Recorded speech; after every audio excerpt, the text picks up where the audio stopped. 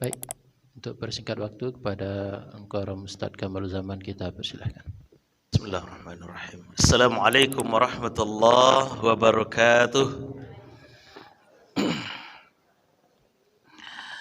Bismillah walhamdulillah alladhi asbahna bi barakatihi wa amsayna bi ridaihi.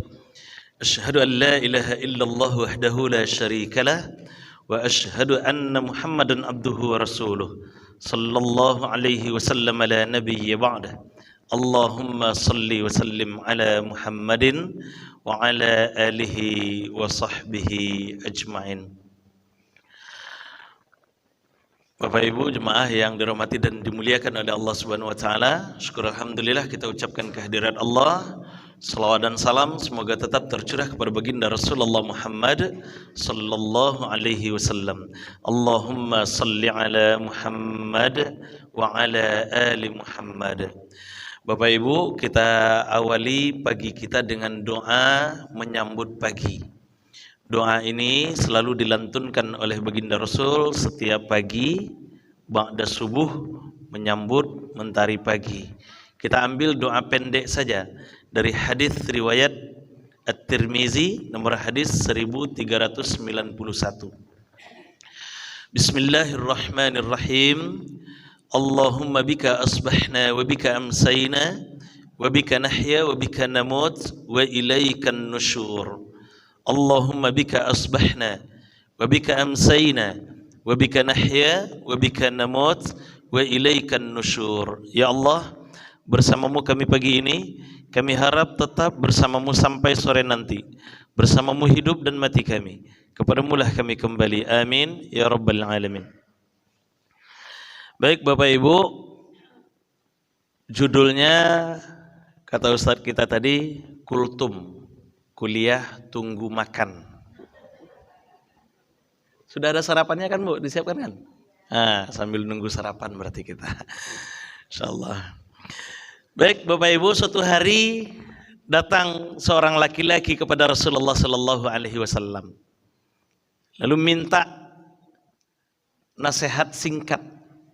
Kata sahabat ini, hadis ini diceritakan oleh Abu Ayyub Al-Ansari.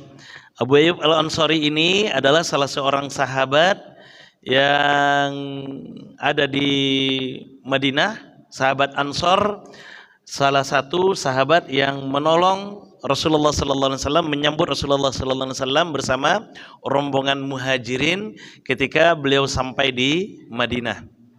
Jadi Abu Ayyub Al-Ansari pernah bercerita, suatu hari datang seorang laki-laki kepada Rasulullah sallallahu alaihi wasallam minta pelajaran singkat dari beliau.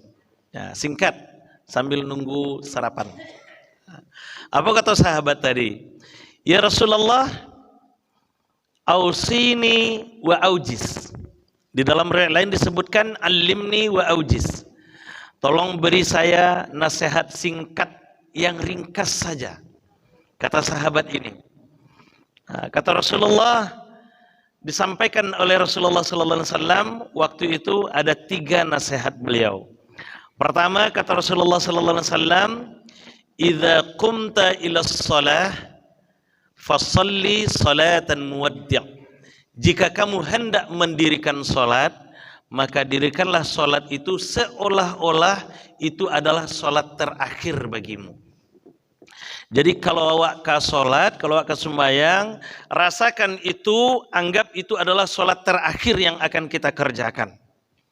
Kalau seandainya di kecean tadi sebelum subuh, Bu, di kecean tadi dek malaikat, Bu, beko sudah subuh nyau ibu dijapui.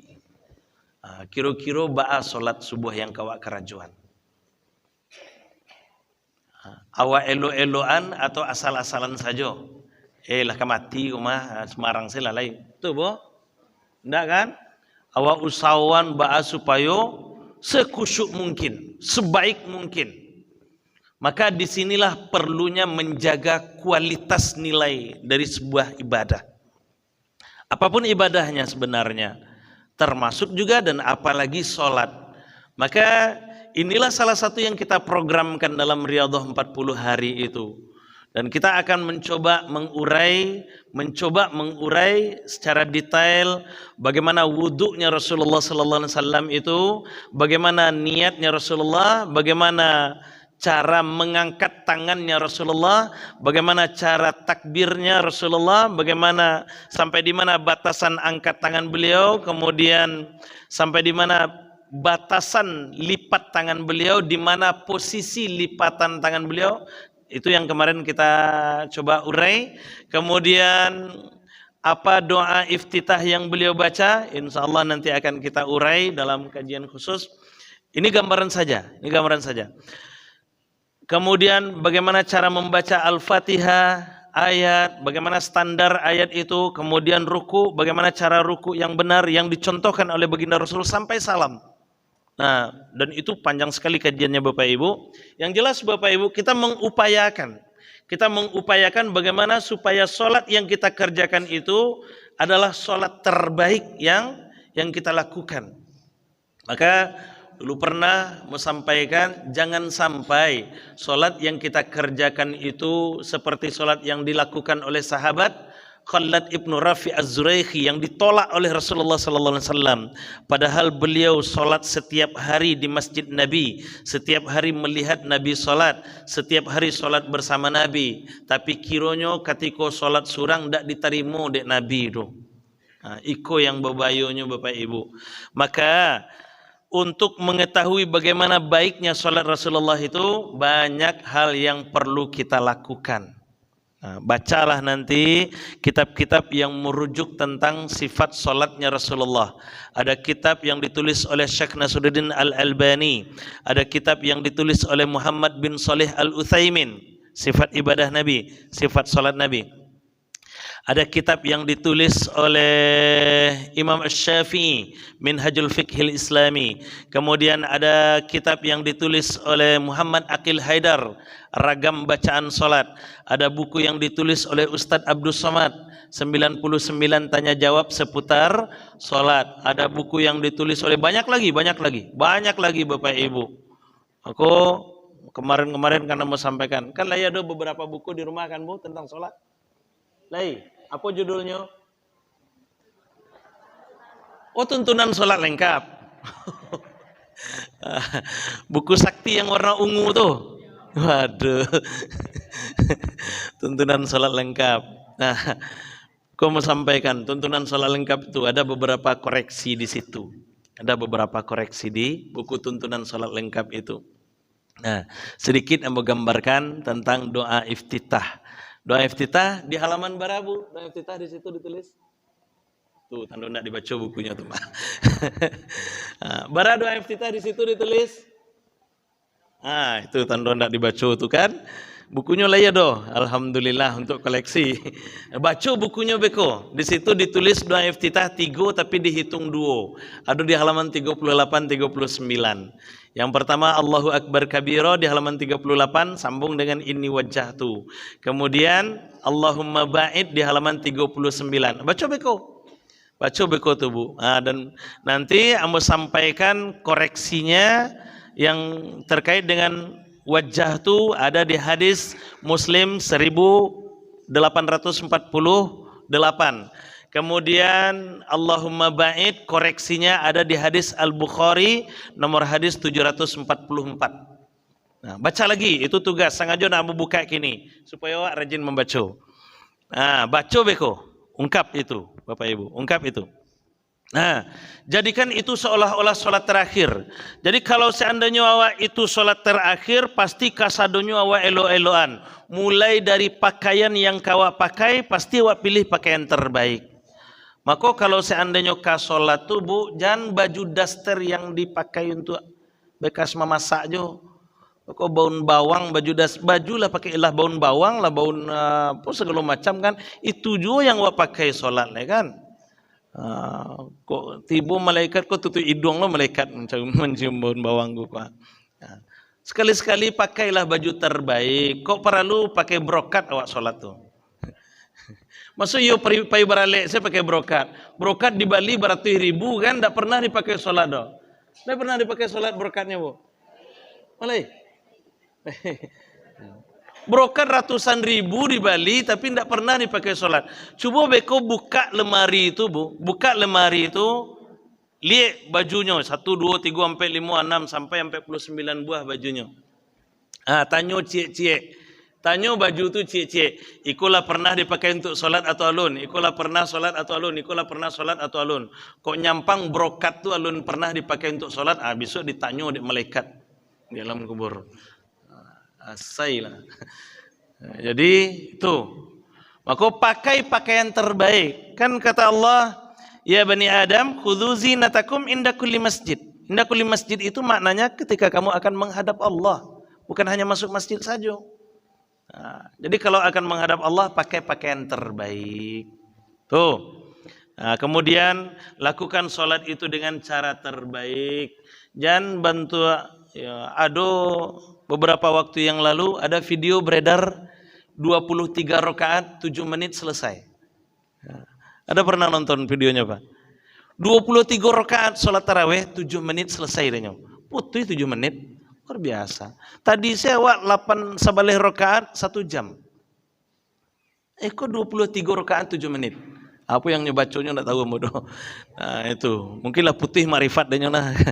Jadi Bapak Ibu, kalau awak ke salat, maka anggap itu salat terakhir yang akan kita kerjakan. Supaya apa? Supaya salat yang kita lakukan itu menjadi salat terbaik kita.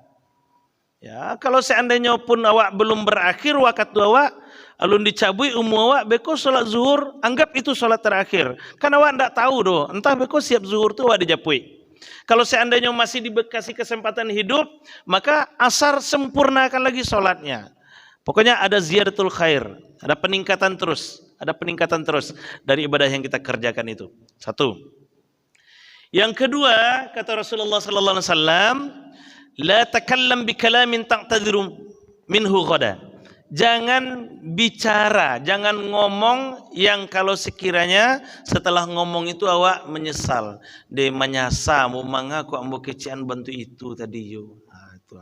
Kan ada tuh sudah mengecek jo kawan de manyasa mu mangaku ambo kecian itu ke kawan ambo tadi yo. Mangaku ambo kecian itu ke tetanggamu tadi itu ya. Nah, itu. Karena apa? Lah talonsong awak mengecek ke saudara awak, ke kawan awak, mungkin takasa kece awak yang membuat taibu hati saudara awak. Maka mengecek paliaro lidah. Itu pasan orang tua gitu. Mengangu dulu baru mengecek. Kan seperti itu. Mengangu dulu baru mengecek. Jadi kalau akan ngomong itu hati-hati. Karena mulutmu harimaumu. Begitu. Nah, itu yang kedua. Yang ketiga oleh singkek saja, kan sarapan lah siap mah. Yang ketiga, la ya'sa ajmi'il ya'sa amma fi aidin nas. Jangan gantungkan harapanmu kepada manusia. Jadi kalau awak kabarok tu arok gantungkan ke Allah, laporkan ke Allah. Itulah gunanya tahajud tu. Itulah gunanya tahajud itu. Tahajud itu bundo, tahajud itu ayahanda semuanya, kita berbisik ke lantai tapi itu insya Allah menembus langit.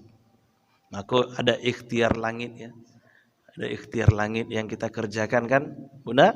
Itu. Untuk apa? Untuk menembus itu. Nah, berbisiknya ke lantai, berbisiknya ke bumi. Tapi insya Allah bisik kita itu akan menembus langit insya Allah. Jadi gantungkan semua harapan kepada Allah. Semuanya gantungkan kepada Allah. Seberat apapun masalah kita,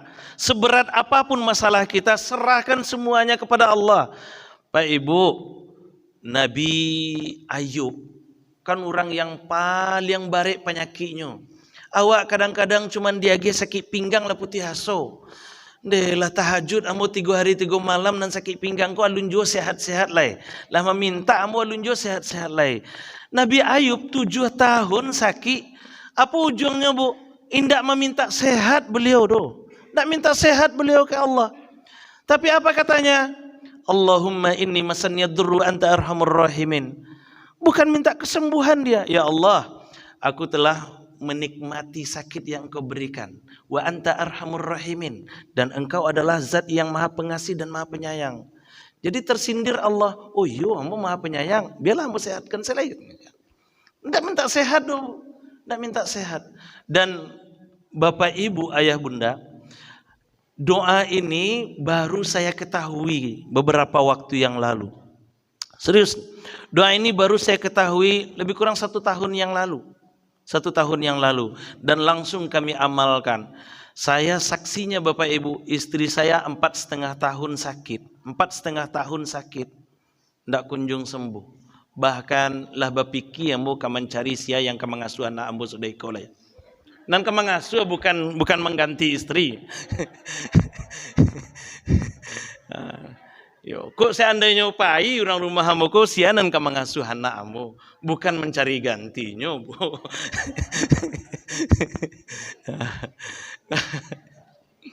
Nah, lah pikir mau tuh. Jadi karena kondisinya Bapak Ibu. Nah, dia sakit asam lambungnya sudah kritis, kemudian tambah lagi vertigo. Kalau vertigo mungkin Bapak Ibu kami yang pernah vertigo akan merasakan itu. Memang bentuk orang kemati. Bentuk orang Bapak Ibu. Nah, sampai pada akhirnya kami tahu doanya Nabi Ayub. Ternyata itu minta sembuh tuh sebelumnya minta sembuh, ya Allah sembuhkanlah.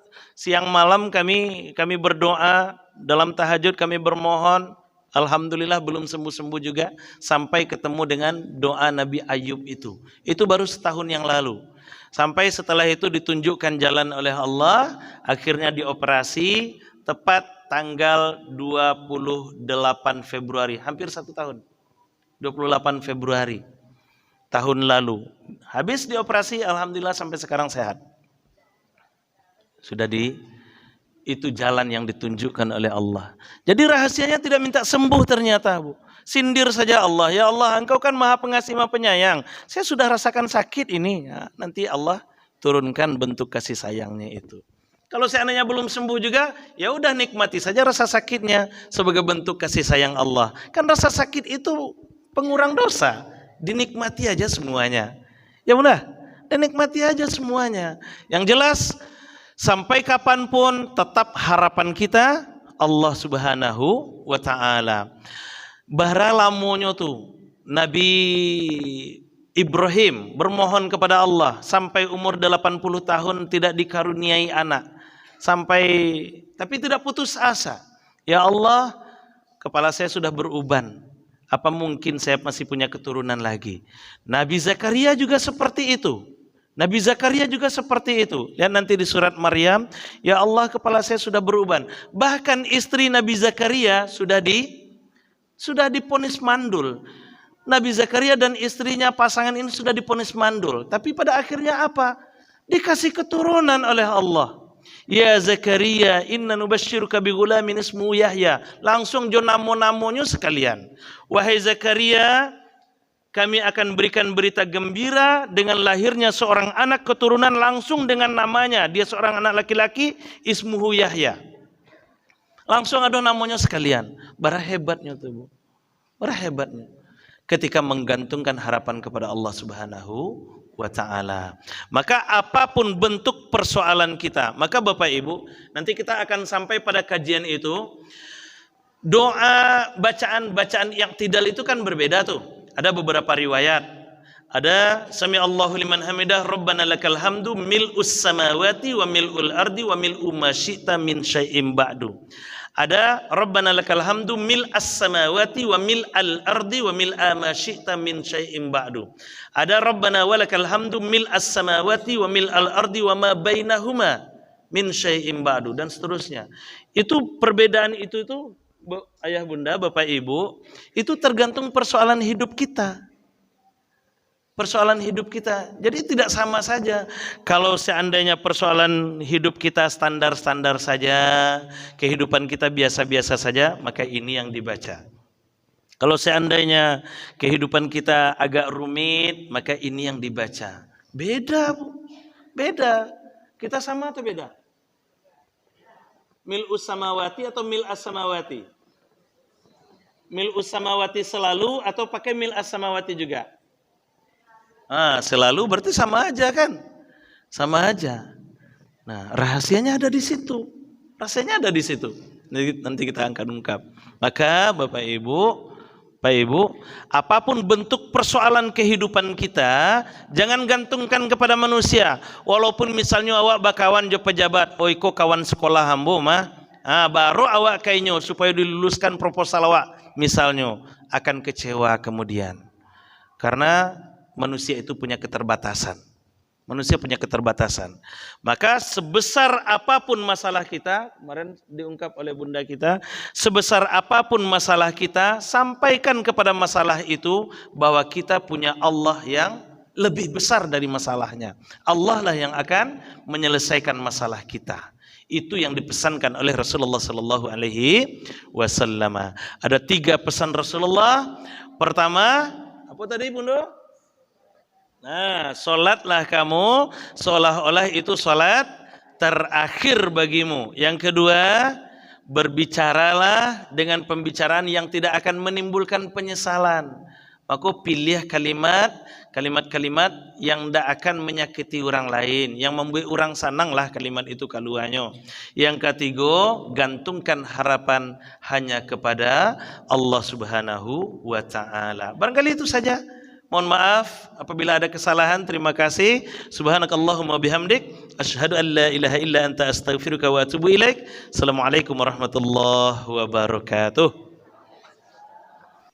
Terima kasih banyak kita ucapkan kepada Korom telah memberikan tausiah kajian ilmu singkat yang insyaallah akan bermanfaat bagi kita. Seperti apa yang beliau sampaikan, doanya Nabi Ayub yang ada di dalam surah Anbiya, Ustaz ya. Surah Al-Anbiya. Rabbahu anni massani yadurru wa anta arhamur rahimin. Kita jadikan zikir itu dan juga doa Nabi Ibrahim kalau tidak salah, wa iza maridtu fa huwa yashfin. Kekuatan-kekuatan zikir dari lantunan ayat-ayat Allah insyaallah akan memberikan kesembuhan bagi kita yang ditimpa penyakit dengan izin Allah. Keyakinan-keyakinan seperti itu yang harus kita terapkan dalam hidup dan kehidupan ini. Akhir kata, kami dari pengurus Masjid Raya Lantai Batu, pertama kami mengucapkan terima kasih kepada Al-Mukarram Ustaz Mr. Main Muhammad yang telah jauh-jauh dari Bandung, dan Ustaz Kamalul Zaman dari Padang yang telah bersedia membersamai kita pada acara yang mulia ini. Rangkaian acara kita sungguh sangat menakjubkan. Dari menjelang maghrib kemarin kita makan bersama, ada rasa silaturahmi karena di antara kita jemaah ini Bapak Ibu tidak hanya dari Batu Sangkar saja, ada dari kota 50 kota, dari Bukit Tinggi, dari Padang, dari Payakumbuh dan lain sebagainya. Mudah-mudahan seperti doa yang dibacakan oleh Al-Mukarram tadi, setiap langkah kaki Bapak Ibu, setiap perputaran roda, Allah akan mengampuni dosa kita, Allah akan mengangkat derajat kita andanya. Amin ya rabbal alamin. Insyaallah kegiatan-kegiatan seperti ini kami dari pengurus sangat mensupport sekali. Kami terus akan bersedia memfasilitasi kegiatan-kegiatan yang akan membiasakan kita berbuat kebaikan. Salah satunya kegiatan kita pada malam hari ini, bagaimana membiasakan solat tahajud yang diprakarsai oleh sebuah komunitas. Jadi komunitas itu banyak Bapak Ibu.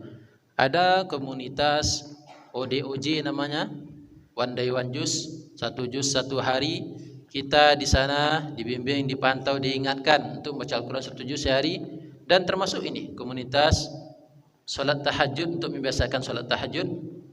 InsyaAllah apa yang doa-doa yang kita sampaikan, kita utarakan kepada Allah tadi, akan mampu menembus langit. Kekuatan doa di malam tahajud akan membuat kekuatan ruhiyah kita akan menjadi kuat, sebagaimana seorang anak muda yang bernama Muhammad Al-Fatih menaklukkan kota Konstantinopel. Baik, mungkin itu. Sekali lagi terima kasih kepada Ustadz Mr. Main Muhammad dan Ustadz Kamalul Zaman dari jemaah yang berdatangan dari luar, terima kasih banyak kami atas nama pengurus. Kami mendoakan mudah-mudahan sekembalinya jemaah dari sini ke tempat masing-masing, kita doakan dalam keadaan selamat dan keluarga menunggu senang di rumah. Amin ya rabbal alamin. Sebelumnya mari kita nikmati, ada mungkin dah sarapan atau snack pagi yang disediakan oleh panitia salat dari Sumbar Indonesia Bertahajud. Mungkin ada di luar sarapan atau minum kopi. Dan juga bagi bapak ibu yang ingin oleh-oleh, ada juga orang menjual oleh-oleh dari di luar. Ada kurma, ada madu, ada celengan Ka'bah juga. Celengan Ka'bah ada di luar. Baik, terima kasih dari kami pengurus Masjid Lantai Batu.